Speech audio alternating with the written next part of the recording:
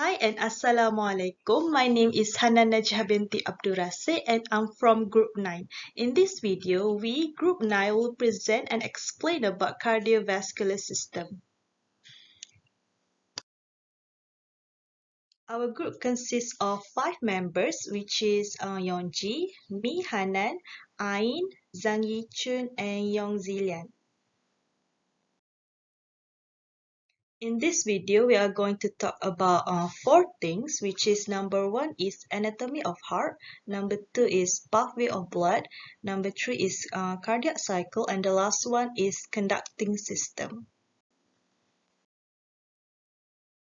So the first one is anatomy of heart. Okay, introducing about the heart. The heart is actually a muscular organ located behind the breastbone, sternum, and it is anterior to the vertebral column and posterior to the sternum. It weighs around 350 grams and is roughly the size of an adult clenched fist. The heart is composed of 3 layers, which is outer layer named epicardium, middle layer named myocardium, and inner layer named endocardium. Okay, next, the heart is enclosed in a sac or known as the pericardium. The function of pericardium is to protect and prevents the heart from overexpanding, anchoring inside the thorax, and also prevents overfilling of the heart with blood. And the last one is allows for the heart to work in a relatively friction-free environment. The pericardium is attached to the diaphragm and inner surface of the sternum and is made up of 2 things, which is number 1 is fibrous pericardium and number 2 is a deep 2-layer serous pericardium composed of the parietal layers and visceral layers, and they are separated by the fluid-filled pericardial cavity. Our heart is divided into 4 chambers. As you can see, the picture right here is our heart. Imagine there is a horizontal line in the middle, like this, and you can see that it is divided into 2 parts or 2 chambers, and the upper part is called arteria, and it is thin wall and serve as collection chambers for blood returning to the heart. Meanwhile, the lower part is called ventricles, and it is a thick wall, and the function of it is to pump blood to all body organs.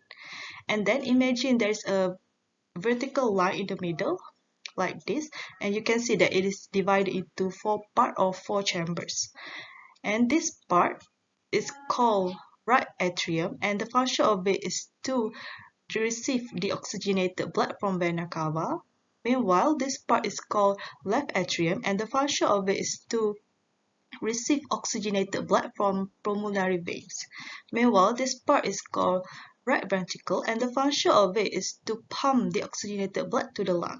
And the last part is called left ventricles, and the function of it is to pump oxygenated blood to the body. Okay, next, the heart also have valve. Each atrium is connected to its own ventricle through an opening that is guarded by valve, and the function of valve is actually to prevent backflow of blood within the heart. As you can see the picture right here, there are 4 valves in our heart, which is pulmonary valve, tricuspid valve, aortic valve, and mitral valve.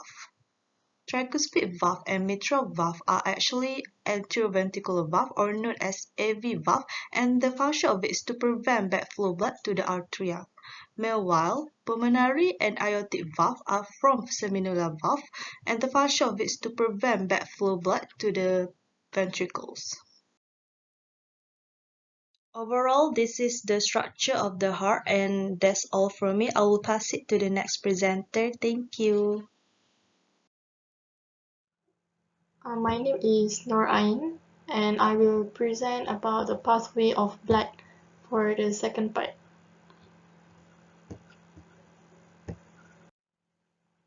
Okay, so the pathway of blood through the heart and lungs. This picture shows about the blood flow through the heart and lungs, which included the right atrium, right ventricle, left atrium, and also the left ventricle. So for the right side, which is the right atrium and the right ventricle, will carry the deoxygenated blood, and for the left side, which is left atrium and the left ventricle, will carry the oxygenated blood.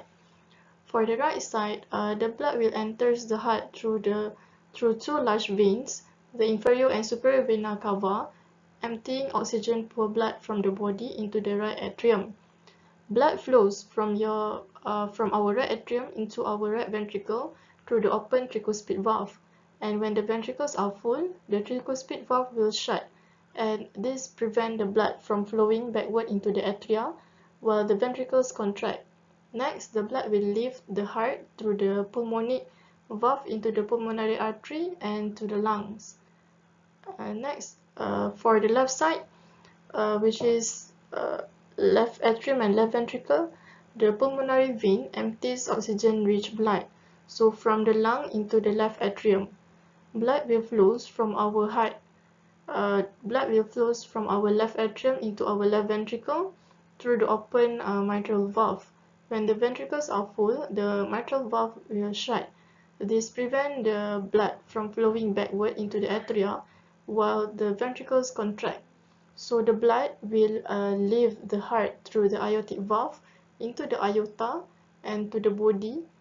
Next, we know that this pattern is repeated, causing the blood to flow continuously to the heart, lungs, and body. Okay, so we will move. Okay, for the next slide, we also shows about the pathway of blood through the heart and lungs. This picture shows a human circulatory system in which, in the human circulatory system, also known as a double circulatory system, it has two separate circuits and blood passes through the heart twice. And also you should know that we have the pulmonary circuit and the systemic circuit. The pulmonary circuit is between the heart and the lungs, while the systemic circuit is between the heart and the other organs. So from this picture, you can see that the pulmonary circuit is between the heart and the lungs, including the capillaries, while the systemic circuits include the heart and the other organs such as head and arms. I'm Yongjae and I'm going to discuss about the cardiac cycle. The cardiac cycle is the performance of the human heart from the beginning of one heartbeat to the beginning of the next. Cardiac cycle consists of two periods, which is diastole, a period of relaxation during which heart fills with blood. The second one is systole, a period of contraction during which the pumping of blood occurs. Now, let's discuss about the events of cardiac cycle. The first phase is ventricular filling. The atrioventricular valves are open, allowing the blood accumulated in atria flows into the ventricles. Rapid filling begins after atrial pressure has exceeded ventricular pressure, allowing passive blood flows into the ventricles. This phase contributes the largest volume during filling. After that, slow filling occurs as the ventricular pressure approaches the atrial pressure. It contributes 5% of total diastolic volume. Next, atrial systole occurs as atria contracting and forcibly filling the ventricles with blood. During isovolumetric contraction, the ventricles begin to contract after they are filled, which increases the ventricular pressure. In response, the atrioventricular valves move upward and block blood from flowing back into the relaxing atria. During ejection, the semilunar valves open due to the rising ventricular pressure, which exceeds the pressure of aorta and pulmonary arteries. Blood enters the aorta and pulmonary artery and is then distributed throughout the body. After they contract, ventricular diastole occurs. The ventricular pressure drops and backflows from the aorta and pulmonary artery. This forces the semilunar valves to close, which prevent blood from entering the ventricles.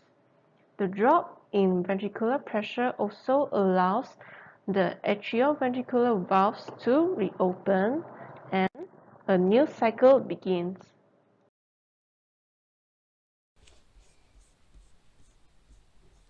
Now, I will introduce the fourth part, conducting system of a human body. I will introduce this part with Yong Lian. The cardiac conduction system is composed of specialized myocardial cells located within the myocardium that are capable of generating and conducting impulses, including the sinus node, internodal bundle, atrioventricular node, atrioventricular bundle, right bundle branch, left bundle branch, and the Purkinje fibers. System compounds and functions. The function of the cardiac conduction system is generate impulses and conduct them to all parts of the heart, causing the atrial and ventricular muscles to contract according to the certain rhythm. The conduction system of the heart include the sinus node, atrioventricular node, atrioventricular bundle, left and right atrioventricular bundle branches, and many fine branches distribute to the ventricular biliary muscle and ventricular wall. Except for the thoracial node, which is located deep in the epicardium of the right atrium. The rest of the system is distributed to the subdural or cardial layer. There are three types of the special myocardial fibers that makes up the conduction system of the heart. Pacemaker cells involved in the sinus node and the atrioventricular node. Migrating cells, which act as the conductors of the impulses, and the Purkinje fibers, which can transmit impulses rapidly. The Purkinje fibers at the end of the branches of the atrioventricular bundle are connected to the ventricular muscle.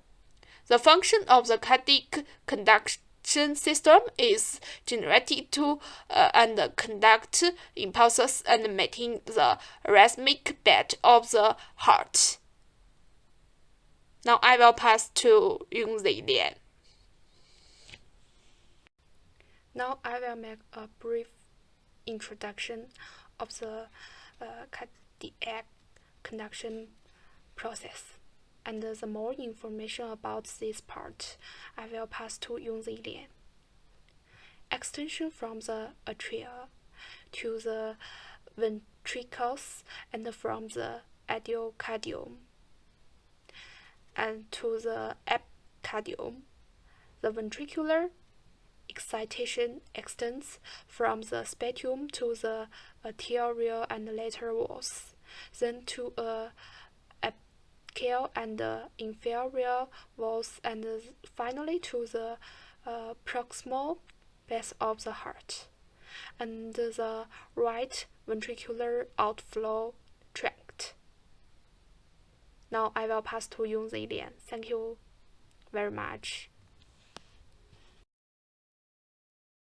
My name is Zilian, so now I will continue to talk about heart conduction. Our heart conduction system consists of a series of specialized cardiac muscle cells that control our heart contraction by sending the signals to the rest of the heart muscles. The first step of heart conduction is to generate impulses. This is carried out by the pacemaker of heart, which is known as sinoatrial node or SA node. When it contracts, impulses will be generated and travel throughout the heart wall, causing the atrial muscle to contract. Then, The impulses will be conducted to the atrioventricular node or AV node. Upon reaching the AV node, the impulses are delayed to allow the atria to empty their contents. The bundle of HIS is then conducted the impulses to the Purkinje fibers, causing the ventricles to contract. These steps make one full heart muscle contraction and keep our heart beating. So that's all for our topic, cardiovascular system. Thank you.